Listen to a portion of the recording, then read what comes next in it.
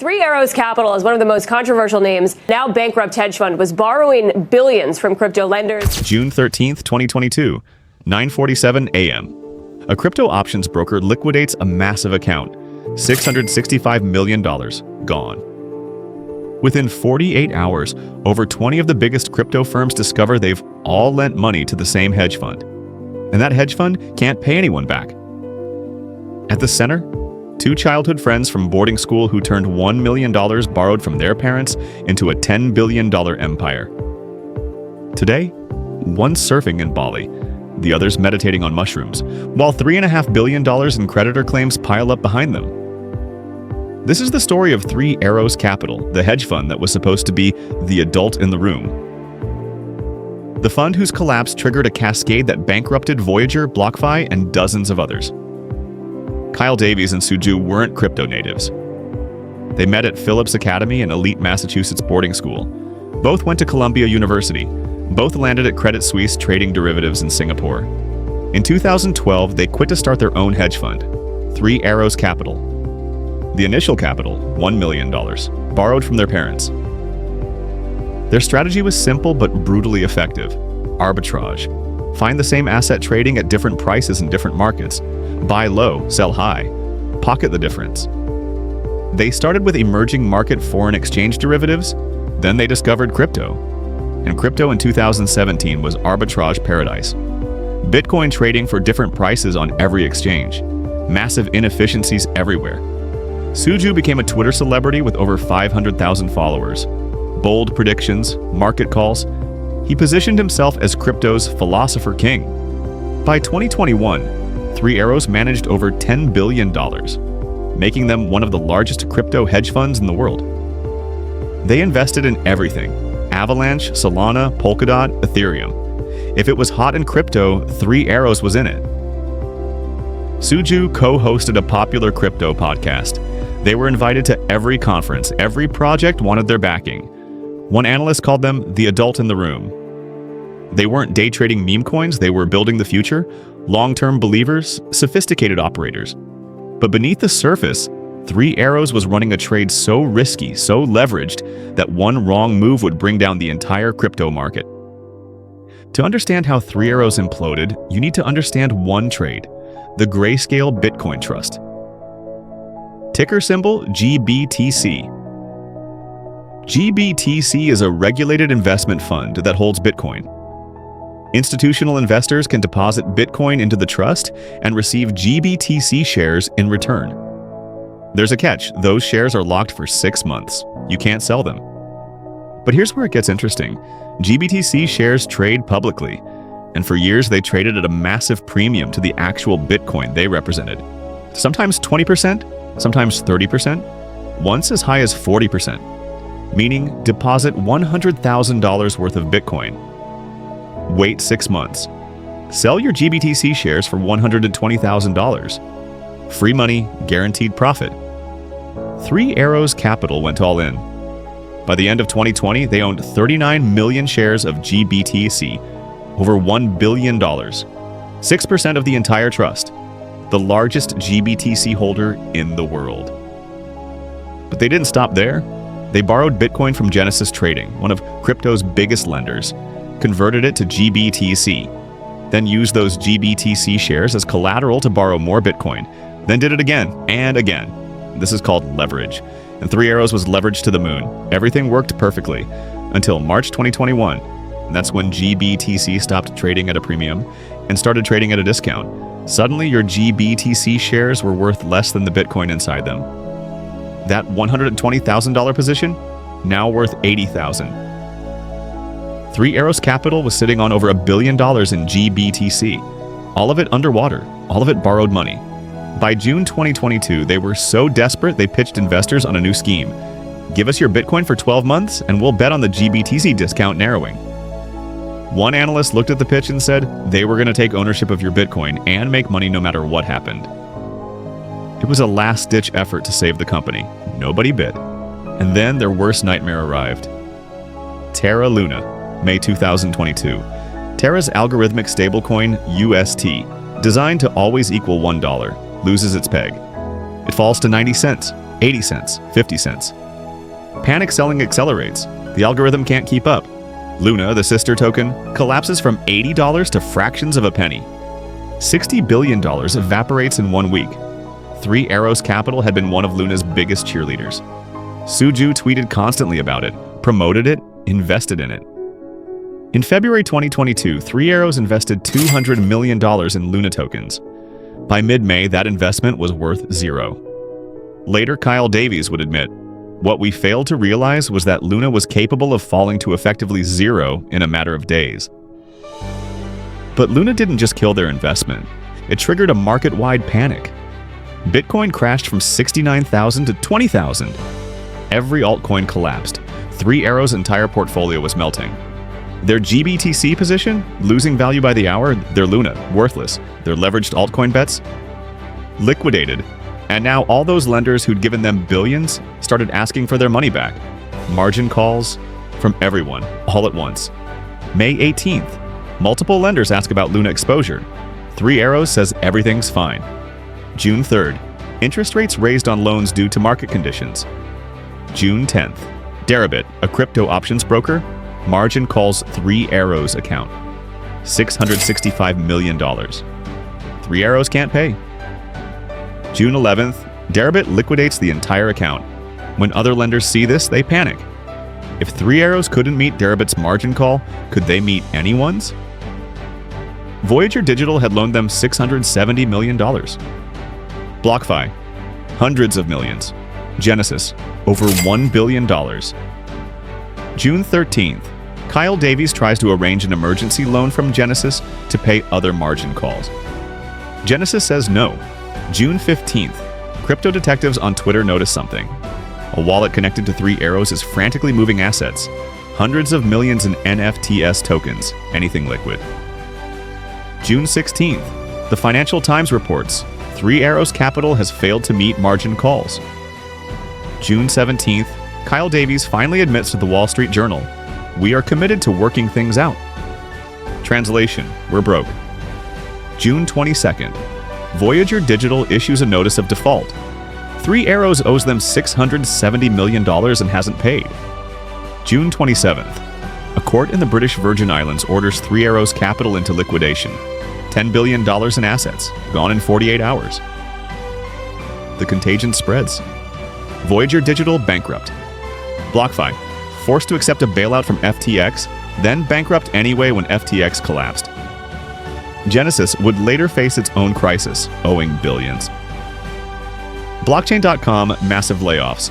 The total crypto market loses 48% of its value in May and June 2022. Three Arrows Capital was the domino that started the cascade. As Three Arrows Capital imploded, liquidators tried to contact the founders. Suju and Kyle Davies had gone silent. Their Singapore office abandoned. They didn't show up to emergency court hearings. When they finally appeared on a Zoom call with liquidators, they were unresponsive, gave vague answers, then disconnected. Court documents from July 2022 stated the directors' whereabouts are currently unknown. But crypto Twitter detectives knew exactly where they were. Bali, Indonesia, a country with no extradition treaty with the United States, and they weren't hiding. Kyle Davies was posting on Twitter photos of himself petting a tiger at a private zoo in Dubai, admiring architecture in Malaysia, attending a Formula One race in Bahrain. In a New York Times interview, Davies described his routine. "You eat very fatty pork dishes and you drink a lot of alcohol, and you go to the beach and you just meditate. You have these magical experiences." He was taking mushrooms on rooftops, painting in cafes, reading Hemingway. Suju tweeted about his new lifestyle. "Things got a lot better mentally when I started going into the ocean, surfing, taking hard walks, getting back into gym routine, reading books." He started hanging out with surfers and UFC fighters. "They had a lot of empathy and sympathy for me," he told the Times. When he eventually returned to Singapore, he moved into a $35 million mansion with a permaculture farm in the backyard. Ducks, chickens, dragonflies. Davies told reporters, "I really spent so much time meditating in Bali that I'm really just pretty zenned out." Meanwhile, 27 creditors filed claims totaling $3.5 billion. Voyager Digital customers lost everything. BlockFi users saw their accounts frozen. People who'd trusted these platforms because Three Arrows was the adult in the room lost their life savings. When asked about being in Bali, Davies told CNBC, "It's just a good place to be. Just a good place to be." In July 2022, Suju and Kyle Davies gave an interview to Bloomberg from an undisclosed location. They called the collapse regrettable. They denied pulling money from the fund before it collapsed. They blamed everyone else. They claimed Sam Bankman-Fried at FTX had bet against them. "We were all playing poker against the house while they looked at our cards and used our money to bet against us," Davies tweeted. There was one thing they did have to give up, though: the $50 million super yacht they'd ordered. 5 decks, 2 retractable terraces, a swimming pool, named Much Wow, a reference to a Dogecoin meme. They missed the final payment to the shipbuilder. The yacht was sold to someone else. The vacation couldn't last forever. September 2023. Suju was arrested at Singapore's Changi Airport trying to leave the country. He was sentenced to 4 months in prison for failing to cooperate with liquidators. But even from this mess, they tried to profit. In April 2023, they launched Open Exchange, a platform where people who lost money in crypto crashes could trade their bankruptcy claims. The audacity was breathtaking. Remember when everyone called Three Arrows the adult in the room? Let's talk about what actually happened. In June 2022, Singapore's financial regulator revealed Three Arrows had violated its license. They were only allowed to manage $250 million. They were managing $10 billion, 40 times their legal limit. They'd also provided false information to regulators and failed to report changes in ownership. They borrowed from over 20 different firms simultaneously. Nobody knew how leveraged they really were. When Luna collapsed and margin calls started, they borrowed from new lenders to pay old lenders. A Ponzi scheme in everything but name. In the bankruptcy proceedings, Suju filed a claim against his own company for $5 million. His wife filed for $65 million. Kyle Davies' wife filed her own claim. The liquidators publicly blasted them for non-cooperation. Billions of dollars in assets remain unaccounted for. Crypto wallets they control have never been turned over. In October 2022, liquidators discovered Suju and Kyle Davies had transferred hundreds of NFTs worth over $800,000 to a new wallet. They eventually recovered those after months of blockchain detective work. But how much else is hidden? In January 2024, liquidators announced they were seeking $1.3 billion directly from Suju and Kyle Davies personally. As of today, most creditors will be lucky to recover 20 cents on the dollar. Some will get nothing. So what should you take away from Three Arrows Capital? Lesson 1. Sophisticated investors can be idiots too. Three Arrows had pedigree, Columbia degrees, Credit Suisse backgrounds, a 10-year track record. 20 of the biggest firms in crypto, firms with risk management departments, compliance officers, lawyers, all lent them money. And none of them knew how leveraged Three Arrows really was. They borrowed from Voyager, who borrowed from others, who borrowed from others. The entire industry was one giant house of cards built on the assumption that Three Arrows knew what they were doing. They didn't. Lesson 2. Leverage turns. Millionaires into billionaires, then into bankrupts. Three Arrows made their fortune using leverage and arbitrage trades. When it worked, they looked like geniuses. When it didn't, they lost everything in 48 hours. The GBTC trade was brilliant until the premium disappeared. The Luna investment was brilliant until Luna went to zero. Leverage doesn't just multiply your gains, it multiplies your losses. And when you've been leveraged with other people's money, you can surf in Bali while your creditors fight over scraps. Lesson 3. The blockchain doesn't forget. Three Arrows tried to hide assets, move NFTs, transfer crypto to wallets their liquidators couldn't access. But every transaction is permanently recorded on the blockchain. Crypto Twitter detectives tracked their movements in real time, posted wallet addresses, and analyzed every transfer. Liquidators used blockchain evidence in court to prove asset stripping. The technology that was supposed to enable financial freedom also created a permanent paper trail you can run. But the blockchain remembers. Kyle Davies and Suju started Three Arrows Capital with $1 million borrowed from their parents. They built it into a $10 billion empire. They were called the adults in the room.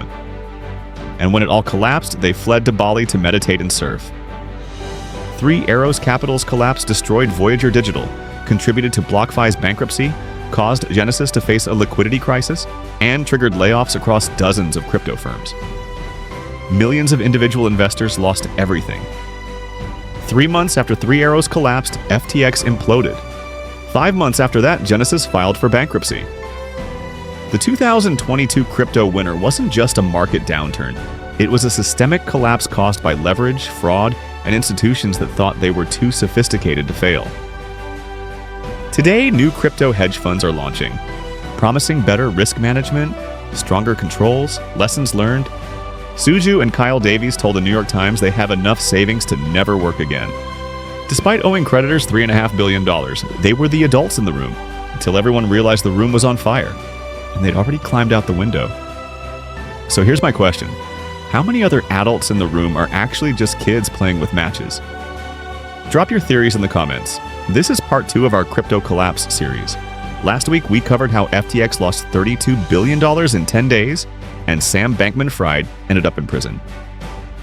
Next week, the Terra Luna death spiral, how an algorithmic stablecoin vaporized $60 billion and convinced an entire ecosystem that code could replace reality. Subscribe so you don't miss how Do Kwon convinced thousands of people to invest in a financial perpetual motion machine.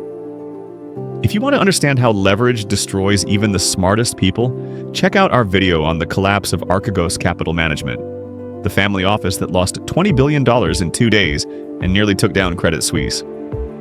What company should we investigate next? Let me know in the comments. Thanks for watching.